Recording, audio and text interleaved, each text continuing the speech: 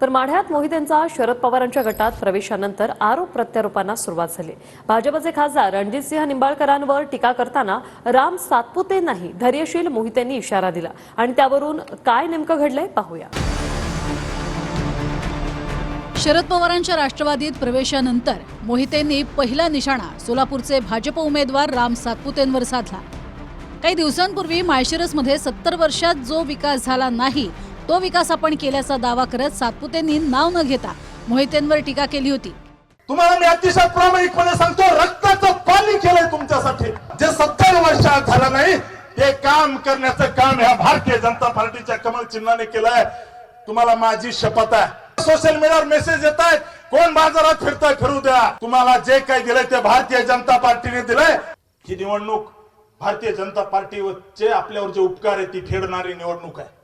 माझ्याच काय नाकात मोती होतं, हे करू शकलो मी देवेंद्र फडणवीस आणि भारतीय जनता पार्टीमुळे। त्या ठिकाणी भारत पवार तुमचा जो रस्ता झाला ना पिरळ्याचा, त्याला फडणवीस साहेबांनी पैसे दिलेले शेताकडे जाणारा, त्याच्यामुळं आपल्याला कमळ करायचंय, एवढं लक्षात राहू द्यायचं बरं का। धर्ममान्य परवाचे फडतरीचं ऑपरेशन सांगितलं ना, ते ऑपरेशन झालं फडणवीस साहेबांमुळे। दादा वरडे कुठे, ताकदीने काम करायचं नातेपुतेतून। वकील साहेब मला जितकं लीड भेटणार होतं तितकंच लीड खासदारांना द्यायचं, तुम्हाला माझी शपथ आहे। मांडव्यात म्हणला 70-75 वर्षात काय विकास झाला ते मी या 5 वर्षात केला। मी फक्त 2.5 वर्षात केला। मी फक्त एकच उत्तर देतो, दादांच्या सांगण्यावरून इथं जेवढी बसलीत ना त्या सगळ्यांनी एका रात्रीत तुला आमदार केला आणि तुला एका रात्रीत तुझं पार्सल माघारी बीडला पाठवायचे आमच्या।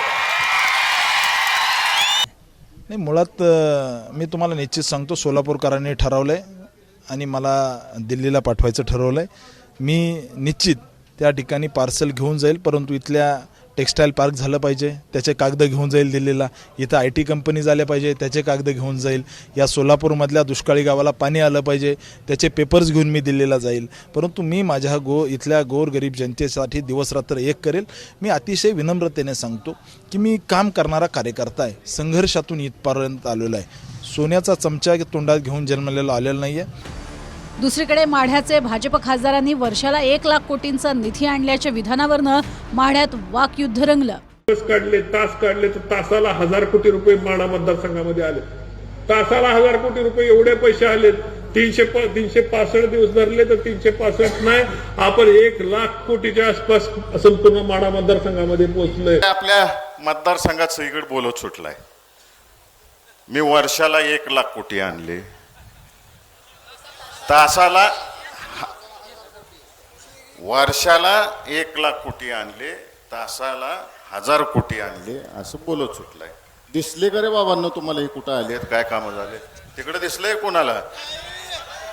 माझ्याकडून नकळत ते तासाला 1000 कोटी रुपयाचं वक्तव्य, एक स्लिप ऑफ टंग म्हणतो आपण बोलण्याच्या याच्यामध्ये, तासाला 1000 कोटीचं वक्तव्य केलं। ते निश्चितपणे चुकीचं आहे आणि त्याला काही अर्थ नाही, पण वर्षाला हजारो कोटी रुपये निश्चितपणे या मतदारसंघामध्ये आलेले आहेत। जर कोणी विरोधकांना त्याचा हिशोब पाहिजे असेल तर त्यांनी कधी जाहीर आव्हान करावं, मी हिशोब द्यायला तयार आहे। 2019 आधी माळशिरस विधानसभेवर काँग्रेसचं सर्वाधिक वर्चस्व होतं। 2019ला मोहितेंचा भाजपत प्रवेश झाला। भाजपनं माळशिरसमधनं शर्यतीत नसलेले राम सातपुतेंचं नाव पुढे केलं। चुरशीच्या लढतीत वंचितनं घेतलेल्या मतांमुळेही भाजपचा विजय सोपा झाला आणि मोहिते समर्थकांच्या पाठिंब्यामुळे काँग्रेसच्या गडात पहिल्यांदा भाजपचा झेंडा फडकला। 2019च्या माळशिरस विधानसभेत भाजपकडनं राम सातपुते तर राष्ट्रवादीकडनं उत्तम जानकर लढले। सातपुतेंना 1,03,000 मतं मिळाली तर जानकरांना 1,09,17। सातपुते 2,590 मतांनी जिंकून आले आणि वंचितनं इथे 5,538 मतं घेतली। मात्र 2019 नंतर भाजपनंच मोहितेंना राजकारणातनं दूर करून इतरांना बळ दिल्याचा आरोप होतोय। तर याआधी माळशिरसमध्ये कधीही न झालेला विकास भाजप आणि फडणवीसांमुळे शक्य झाल्याचा दावा राम सातपुतेंचा आहे। माढा लोकसभेत नेमका कसा पेच फसलाय ते पाहूया। विरोधानंतरही भाजपनं रणजितसिंगांना तिकीट दिल्यानं महायुतीतले रामराजे निंबाळकर नाराज आहेत। शरद पवारांच्या गटानं धैर्यशील मोहितेंना संधी दिल्यामुळे अभय जगतापांची नाराजी वाढली आहे. भाजपच्या निंबाळकरांविरोधात करमाळ्यातले शिंदेंच्या शिवसेनेचे नारायण पाटील आणि जिल्हाध्यक्ष संजय कोकाटेंनी मोहितेंना पाठिंबा दिलाय. माढा लोकसभेत इच्छुक असूनही अजित पवार गटाला जागा न मिळाल्यानं सुरुवातीच्या काळात उत्तम जानकरांची भाजपशी जवळीक वाढली. नंतर जयंत पाटलांनी मोहिते जानकरांमध्ये समेट घडवून आणल्याच्या चर्चेनंतर जानकरांचे सूर बदलले. ते पाहून फडणवीसांनी दुसऱ्याच दिवशी जानकरांना विशेष विमानानं नागपूरला बोलावून घेतलं. आता पुढचा निर्णय काय याचा निर्णय अद्याप बाकी आहे. सागर सुरवसे, रवी लवेकरसह संदीप शिंदे, माळशिरस, माढा.